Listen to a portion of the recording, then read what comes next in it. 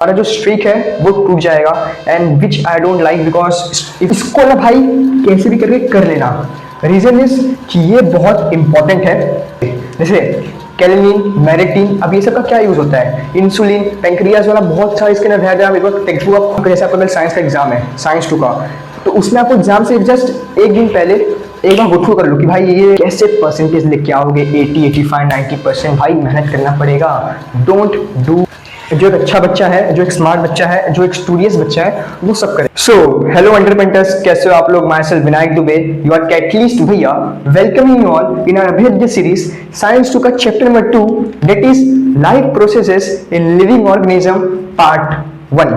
तो देखो बेसिकली भाई आज थोड़ा फास्ट में इस वीडियो को लेके जाता हूँ, बट आपको डिटेल में बताता हूँ बिकॉज एक्चुअली आज मेरे को कुछ असाइनमेंट करने थे फटाफट। तो मैं सोचा कि अगर आपको मैं वीडियो अगर नहीं अपलोड करूंगा तो हमारा जो स्ट्रीक है वो टूट जाएगा and which I don't like because if the student has a full focused कि भाई ये हर दिन इसको वीडियो मिल रहा है तो क्यों बीच में स्ट्रीक ब्रेक किया जाए। इसलिए मैं आपको फटाफट शूट करके दे रहा हूँ, इसलिए मैं इसको लिख के लाया ऑलरेडी। तो देखो शुरू करते हैं। सबसे पहले आपको फिगर नंबर 2.4 में आओ। बिफोर बिगिनिंग अपना टेक्स्ट बुक खोल के रख लेना भाई, वरना फिर आपका जो, मुझे पता है आपका जो फेवरेट चैप्टर है वो नेक्स्ट चैप्टर है, बट स्टिल आपका जो भी इंपॉर्टेंट चैप्टर है वो आपका ये है। तो देखो अपना टेक्स्ट बुक खोल के रखो please, and then chapter number 1 पे आना, सॉरी चैप्टर नंबर 2 के पार्ट 1 में आना।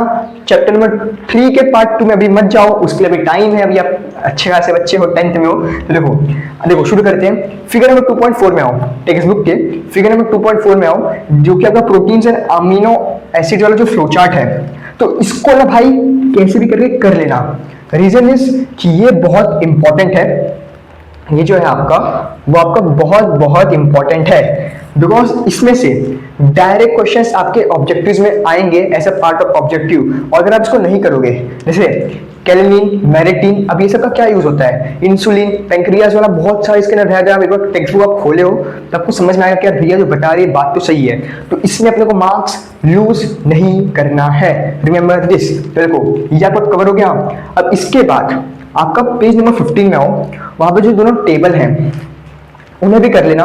Don't miss out that book the table because उसके ऊपर आपको डायरेक्टली टेबल आ जाएगा एंड उसके ऊपर आपको आएगा ड्रॉ द टेबल या फिल द टेबल। जो आपका इनकम्प्लीट पार्ट्स रहेगा उसमें आपको फिल अप करना रहेगा। तो दोनों उसका पॉसिबिलिटी है, प्रोबेबिलिटी दोनों का आने का है, बट फॉर बैकअप आप उस टेबल को बेस्ट कर लो। अगर ड्रॉ करने को आया तो ड्रॉ कर ले जाना, और अगर बस फिलअप करने को आया तो फिलअप कर ले जाना। तो यहाँ पे आपका ये भी पार्ट हो गया। Now coming moving ahead, exercise में आना। अपना टेक्स्ट बुक में एक्सरसाइज का क्वेश्चन खोल लो, उसमें आपका क्वेश्चन नंबर 2 में आओ, जो कि है राइट द डेफिनेशन।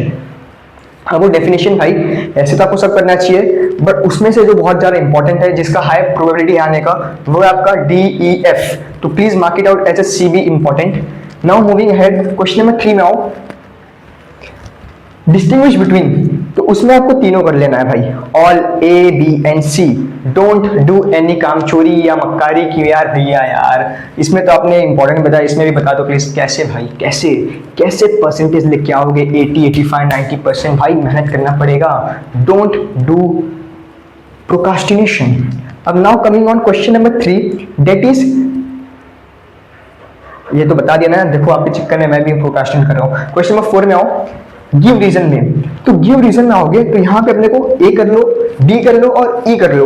ये 3 कर लोगे आपका काम बड़ा मक्खन जैसा बटरी बटरी हो जाएगा।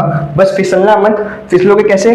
अगर आप बाकी नहीं करोगे तो देखो ये मत समझना कि यार भैया आप फिर फायदा क्या सीरीज का स्टार्ट करने का। देखो आप में से बहुत सारे स्टूडेंट्स होंगे जिनका एक्चुअली लास्ट मोमेंट में भी पढ़ाई नहीं हो पाता। ऐसे मेजोरिटी स्टूडेंट्स हैं, मेजोरिटी नहीं ऐसे 80-85 स्टूडेंट्स ऐसे हैं जिनका लास्ट मोमेंट तक स्कूल या ट्यूशन के साथ सिलेबस कंप्लीट नहीं हो पाता।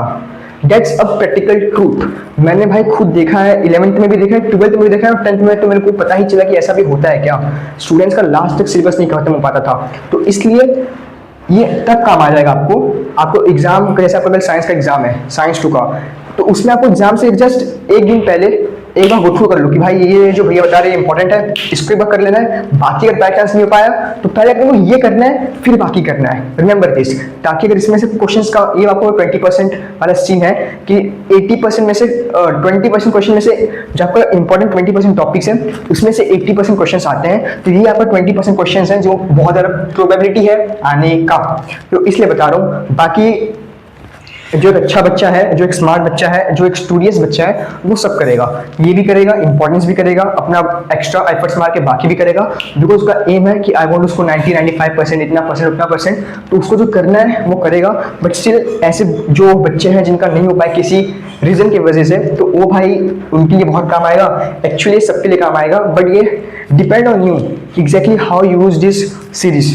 If you use it perfectly, देखो वो सुना है आपने ना कि नाइफ हैज 2 साइड्स, एक तो आपका फल सब्जी ये सब काटने के लिए, एंड दूसरा हाथ काटने के लिए, किसी को मारने के लिए, तो दोनों उसका यूजेस है। अब वो डिपेंड ऑन यू कि how the person using that knife. तो सिमिलरली इट्स ऑन यू कि how I will use this अभी series and upcoming series and the past series, that is a mid diagram कह रहा हूँ, mid series. तो देखो without wasting time आगे बढ़ते हैं। आपको लगता है वीडियो 5 मिनट का लंबा हो ही गया होगा, बट स्टिल मैं इसको फटाफट अच्छे से बताता हूँ। क्वेश्चन नंबर 5 में आते हैं, आंसर है डिटेल। तो देखो सिंपल सा है, इसमें ए करो एंड रिलैक्स जिंदगी जियो। बट यहाँ पे अगर कह रहा हूँ, अगर आपके पास टाइम बच जाता है या आपके पास एनर्जी कंस्ट्रेंट नहीं होता है, तो भाई प्लीज बी और सी भी करना फॉर द कंफर्टेबल अगर आप रहते हो, बिकॉज ये थोड़ा सा टफ है। ये देखो एक चीज बताता हूँ, ये थोड़ा सा टफ है, डायग्रामेटिक टफ है। माइटोसिस मियोसिस वाला सीन है, डायग्रामेटिक टफ है एंड थियोरी भी टफ है। इसका थियोरी प्लस डायग्राम वाला सीन है, इसलिए अगर बहुत सारे बच्चे इसको लीव करते हैं, भाई मैंने इसको ना बहुत लास्ट तक किया था, बस नहीं हो पा रहा था। एज ए रिजल्ट मैं लास्ट में मैं माइटोसिस ही करके गया, मियोसिस नहीं हो पाया मुझसे। तो देखो ये पूरा आपका कंक्लूजन हो गया इस आपका चैप्टर नंबर 2 से। आई होप आपको वीडियो पसंद आया हो। कोई भी सजेशन हो तो बिंदास कमेंट सेक्शन में लिख सकते हो, लाइक कर देना अगर पसंद आया, because it work as a source of motivation for me. And video में नए हो तो सब्सक्राइब कर सकते हो, डिपेंडिंग ऑन यू। अगर आपको आगे से मोर इन्फॉर्मेटिव वीडियोस चाहिए, हेल्पफुल वीडियो चाहिए कि नहीं, स्ट्रेटेजी से लेके रिवीजन प्लानिंग से लेके मॉक टेस्ट से लेके आपका इंग्लिश हिंदी मराठी आत्मकथन से सारी चीजें डिस्कस करूंगा यार। Will take you from here to here, just keep believe in my self and in your self, because I am here to guide and you have to execute what I will guide. And teachers तो भाई they are the best, उनको तो भाई follow करना ही है, because without teachers न मेरे पास आपका ज्ञान होता न तो मैं आपको ना बता पाता, इसलिए टीचर्स तो भाई मेन ही है। But excluding teachers, the next thing is these strategies. So you have to just execute. तब तक के लिए tata bye bye and one fight epoxy painter and extremely sorry यार मैं फटाफट इस वीडियो को शूट किया हूँ। आई होप कभी कभी आप ये अंडरस्टैंड कर लोगे यार, योर भैया is doing so much for you. So एक कमेंट सेक्शन में लिख देना इट्स ओके भैया। चलो बाय बाय।